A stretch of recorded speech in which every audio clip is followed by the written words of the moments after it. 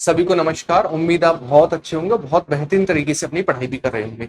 अब तक हुए एनटीपीसी के एनालिसिस के आधार पर ये कंप्लीट आपके 100 क्वेश्चन है जो कि कवर करेंगे कंप्यूटर को। और इस 100 क्वेश्चन के अंतर्गत हम कंप्यूटर के किन किन टॉपिक को कवर करेंगे तो थोड़ा फोकस करेंगे आप।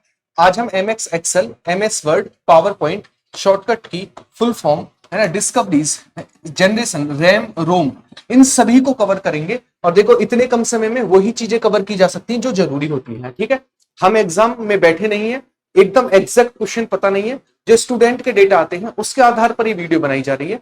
और मैं ये कहता हूं कि आप 7 से 8 नंबर आपके लिए बहुत ज्यादा हेल्प करेंगे। अगर कंप्यूटर में 7 से 8 नंबर वाला पोर्शन आ रहा है, कुछ आपने भी पढ़ा होगा और कुछ ये क्लास हेल्प करेगी, तो आप शायद 5-6 तक क्वेश्चन तक पहुंच पाए।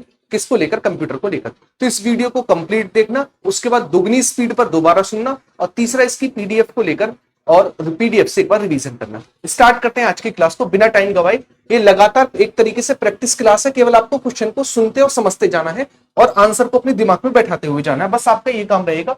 मैं आपको एक्सप्लेन करता हुआ बोलता हुआ चलूंगा।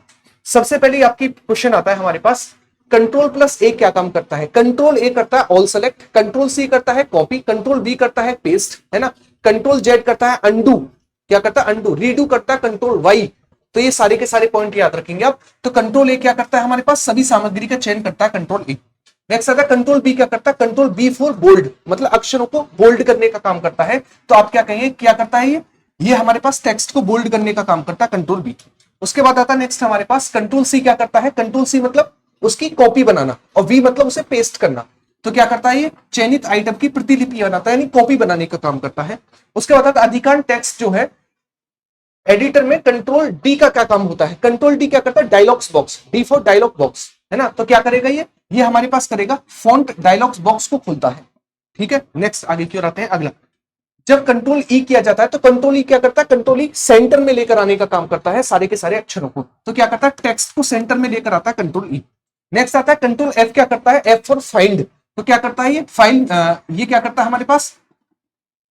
फाइल मेनू को खोलता है ना, फाइल मेनू को खोलता है, अच्छा ढूंढता है, sorry, find the text. Text find मतलब टेक्स्ट को फाइंड करता है, ढूंढता है, खोलता नहीं, ढूंढता है।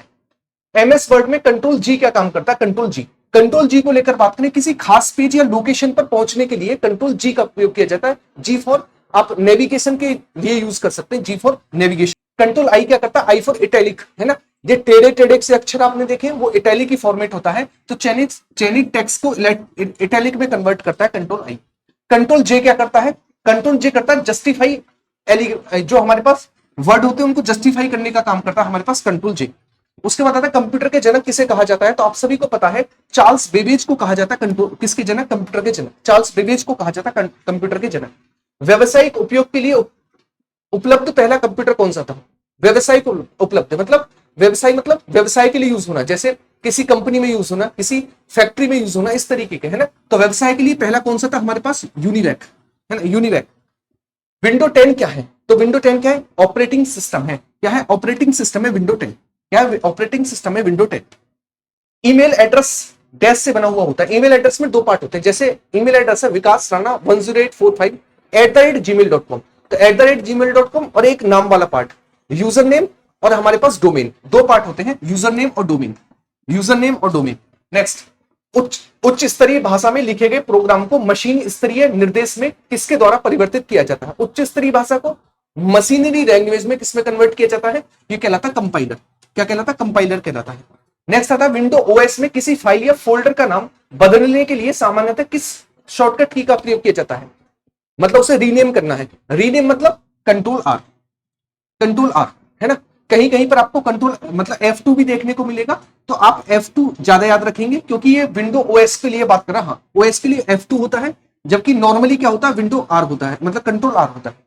F2 याद रखेंगे, F2। नेक्स्ट, निम्नलिखित में से कौन सा वायरस का एक प्रकार नहीं है? कौन सा एक वायरस नहीं है? इसमें पहला भी वायरस है, हमारे पास थर्ड भी वायरस है, और हमारे पास कौन सा? फोर्थ भी वायरस है, लेकिन ये एंटीवायरस है। मैकेफी, मैकेफी क्या है? एक एंटीवायरस है।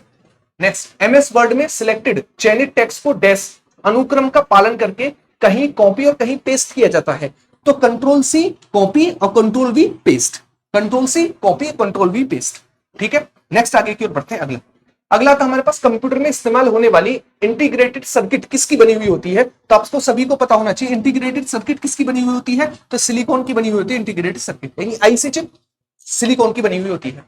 आपसे पूछा किसी भी सुरक्षित वेबसाइट में यूआरएल में सुरक्षित प्रमाण पत्र पैडलॉक का रंग कैसा होता है। आपने देखा होगा HTTPS करके है ना, इस तरीके से देखा है, तो उसका कलर कैसा होता है। अगर सिक्योर है तो वो कलर होता है हरा, ठीक है, और अनसिक्योर है तो रेड कलर होता है, ठीक है। नेक्स्ट, भारत के पहले सुपर कंप्यूटर का क्या नाम था। परम 8000। परम 8000 पहला सुपर कंप्यूटर था। निम्नलिखित में से किसे भारतीय सुपर कंप्यूटर का जनक कहा जाता है। तो यह विजय भाटकर। विजय भाटकर को कहा जाता है सुपर कंप्यूटर का जनक। इस पीढ़ी में भारी वैक्यूम ट्यूब आधारित महंगे थे, है ना, ट्यूब आधारित थे, वैक्यूम आधारित थे और महंगे कंप्यूटर थे। ये थे प्रथम पीढ़ी के कंप्यूटर, पहली पीढ़ी के कंप्यूटर थे। नेक्स्ट, 2007 में टाटा समूह द्वारा विकसित सुपर कंप्यूटर का क्या नाम था। टाटा समूह ने कौन सा सुपर कंप्यूटर विकसित किया था। ए का सुपर कंप्यूटर टाटा समूह द्वारा विकसित किया गया था। एनीवाक का पूर्ण फुल फॉर्म क्या है। तो एनीवाक क्या होता है हमारे पास, electronic numerical integrator and computer. ये क्या होता है, यूनिवैक। आमतौर पर QWERTY कीबोर्ड में कितनी कुंजियां होती हैं। कितनी कुंजियां होती है, इसमें होती है 104 कुंजियां। जो आप नॉर्मली कीबोर्ड यूज करते हो वो 104 कुंजियों का होता है, 104 बटन होते हैं। आधुनिक प्रिंटर की गति किसमें नापी जाती है। आधुनिक प्रिंटर की गति ये नापी जाती है PPM यानी पेज पर मिनट में, है ना, प्रिंटर की गति पेज पर minute. Optical character reader OCR किसका उदाहरण है। OCR optical character reader, output device, input device, interface device, ये इनपुट डिवाइस का एग्जांपल है, इनपुट, है ना। WORM का पूर्ण रूप क्या है। क्या होता है WORM, world open receive money, है ना, write other read me, write once read many, write once read many, write once read many. Fortran का मतलब पूरा फॉर्म क्या होता है। तो ये होता है हमारे पास formula translation, formula translation. Email address को दो भागों में कौन विभाजित करता है। तो मैंने आपको बताया था vikas10845@gmail.com, यूजर नेम और डोमेन @ वर्ल्ड वाइड वेब किस वर्ष शुरू किया गया। तो वर्ल्ड वाइड वेब शुरू हुआ हमारे पास WWW 1989। निम्नलिखित में से किस प्रकार के कंप्यूटर में डिजिटल और एनालॉग प्रक्रिया दोनों होती है। डिजिटल भी होता है और एनालॉग भी होता है ना। तो ये कौन सा होता है, ये होता है हाइब्रिड कंप्यूटर होते हैं जिसमें डिजिटल और एनालॉग दोनों होते हैं। लेजर मैट्रिक्स प्रिंटर की गति को मापा जाता है। लेजर प्रिंटर जो होता है उसकी गति को किसमें नापा जाता है। तो इसको नापा जाता है पेज पर मिनट, PPM में, पेज पर मिनट, ठीक है। MS वर्ड में फॉन्ट डायलॉग बॉक्स को खोलने के लिए किसका यूज किया जाता है। डायलॉग्स, D फॉर डायलॉग, यानी D Ctrl+D। किसी दस्तावेज में इंसर्ट हाइपरलिंक बॉक्स को खोलने के लिए किसका यूज किया जाता है। हाइपरलिंक के लिए Ctrl+K, hyperlink Ctrl+K। MS word application का उपयोग करते समय रीडू, तो देखो अंडू के लिए Ctrl+Z और रीडू के लिए Ctrl+Y का यूज किया जाता है। Next, home and page up आदि कंप्यूटर की कीबोर्ड कुंजियां निम्नलिखित में से किस श्रेणी के अंतर्गत आती हैं। तो इन्हें कैसे, नेविगेशन, है ना, खोजने वाली कुंजियां, नेविगेशन की यानी खोजने वाली कुंजियां इन्हें बोला जाता है।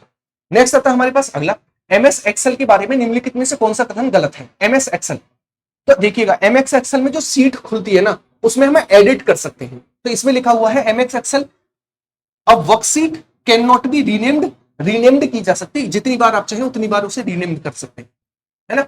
PDF की फुल फॉर्म क्या होती है। तो PDF क्या होता है हमारे पास, PDF portable document format, PDF, है ना। PDF क्या होता है, portable document format. Next, CPU memory, hard drive, optical drive, video card, sound card और अन्य भागों को जोड़ता है। इनमें से यह काम कौन करता है, इन सभी को जोड़ने का काम कौन करता है, आपको बताना है। ये जोड़ने का काम करता है मदरबोर्ड।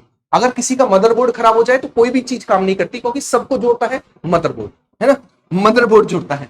डी का ऑस्की, है ना, कोड क्या होता है डी का। तो डी का होता है हमारे पास 68। क्या होता है, डी का होता है 68। नेक्स्ट, निम्नलिखित में से कौन से प्रकार की मेमोरी वोलेटाइल यानी अस्थिर है। अस्थिर कौन सी है, तो अस्थिर कौन सी हमारे पास, रैम अस्थिर होती है। निम्नलिखित में से किस डिवाइस का उपयोग डेटा को स्टोर करने के लिए किया जाता है।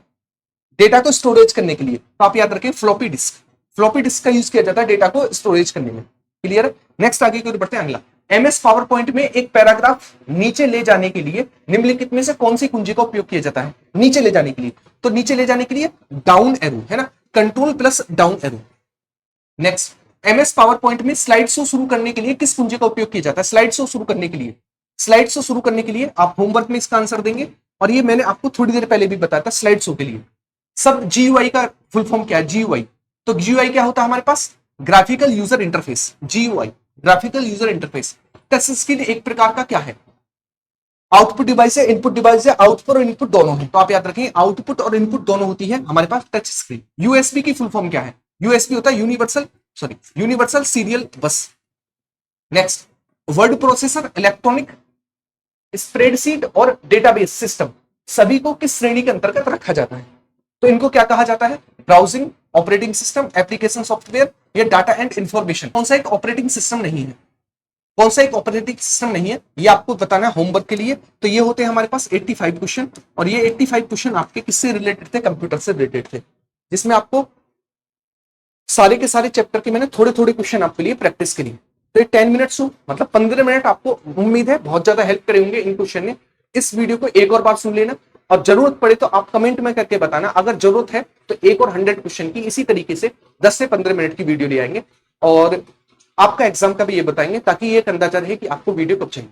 ठीक है, और नेक्स्ट वीडियो किसकी चाहिए ये भी कमेंट बॉक्स में बताएंगे, और प्यारी सी कमेंट के साथ बताएंगे कि वीडियो आप सभी को कैसी लगी, और जो मैंने आपसे आंसर पूछा इसका आंसर आप जरूर करके देंगे। बाय बाय, टेक केयर, जय हिंद, सभी को गुड नाइट।